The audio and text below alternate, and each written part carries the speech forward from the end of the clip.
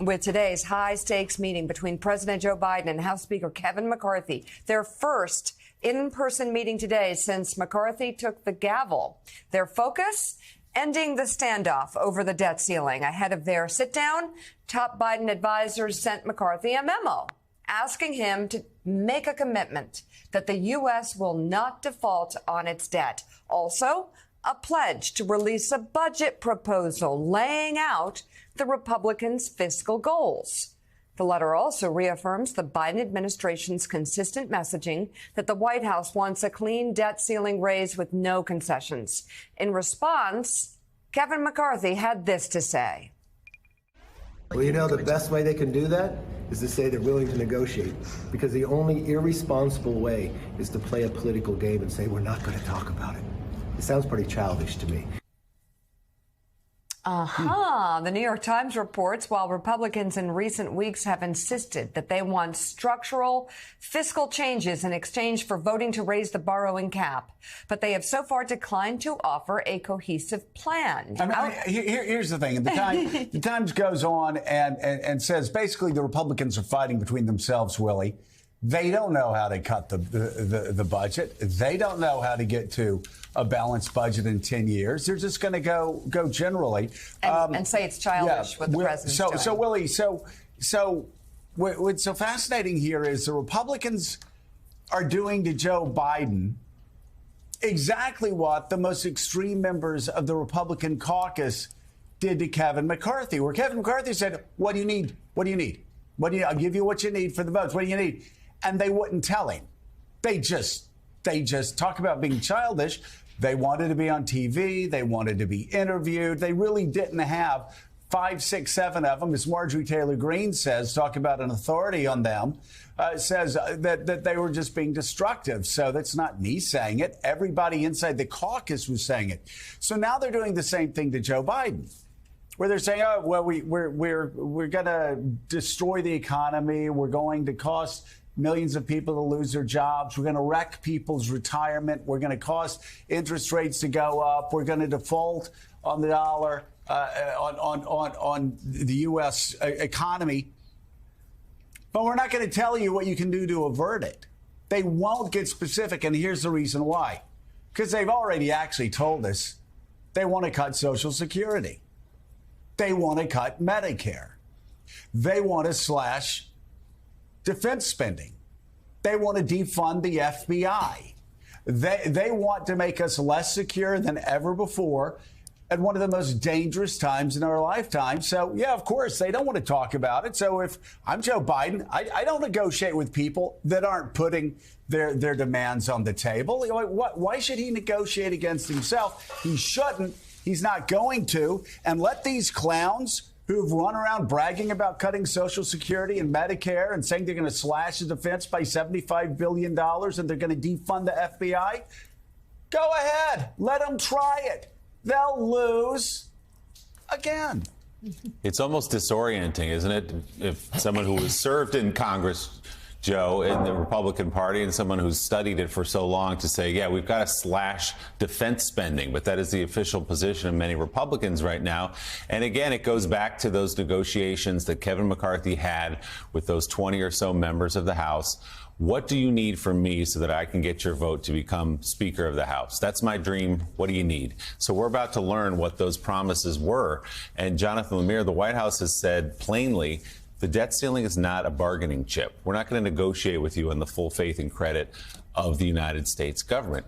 Get that done. We can talk about budgets another time. There are some Republican members talking about things like federal spending caps and things like that, but not with any degree of specificity in terms of something that could be negotiated today between the president and the speaker. Yeah, the White House is playing about two things. We're not going to negotiate over the debt ceiling, and let's see your plan so we can actually start negotiating. And the Republicans aren't providing it because they don't seem to have it. Republicans I've talked the last couple of days, they do seem to be moving away. McCarthy has said publicly moving away from the idea of cutting Social Security and Medicare, even though he had said previously that would be on the table. Even Donald Trump, of all people, has said that would be a bad idea. So then if you look around, where else are you going to cut from? And a lot of Republicans are growing nervous that it could be defense. And well, we can't be the party that slashes defense spending, particularly not now. So it doesn't seem like McCarthy's got many cards to play as he heads into this meeting. I mean, expectations, shall we say, are modest for what will happen this afternoon, 3:15 p.m.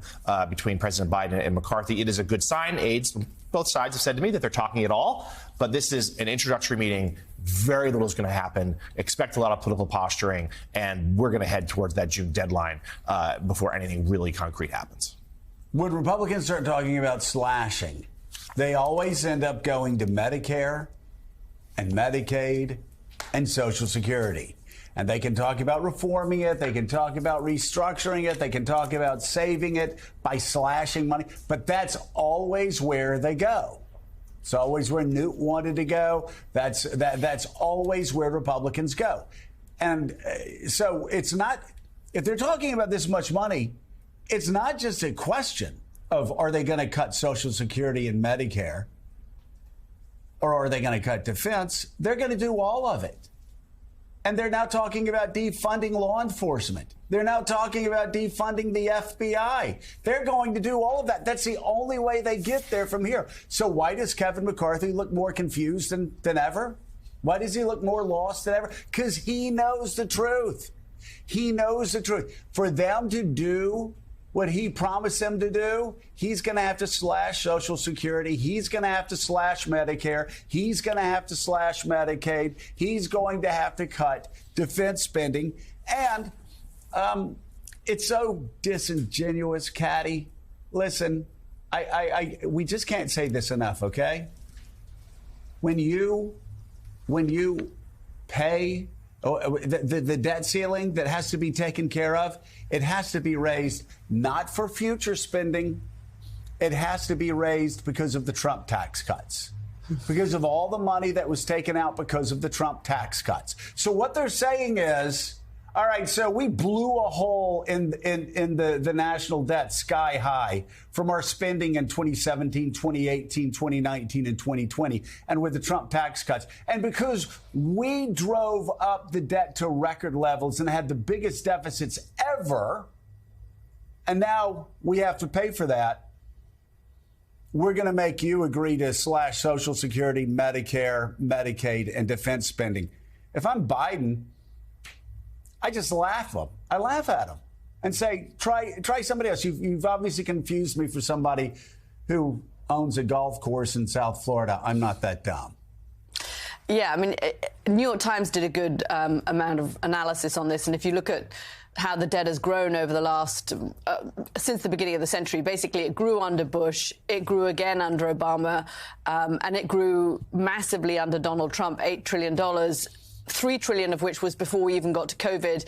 And there was a lot of COVID spending, of course, but this was really because of those tax cuts that you mentioned. So this was Trump's causing of where we are at the moment. And no Republican, especially not Speaker McCarthy, is going to want to jeopardize those members who are in more moderate seats, who are in slightly bluer seats, actually any member, by going back and saying, oh, by the way, we're cutting all of those things that seniors who might be the people who are voting for us really need at the moment, and particularly need when economic times are precarious.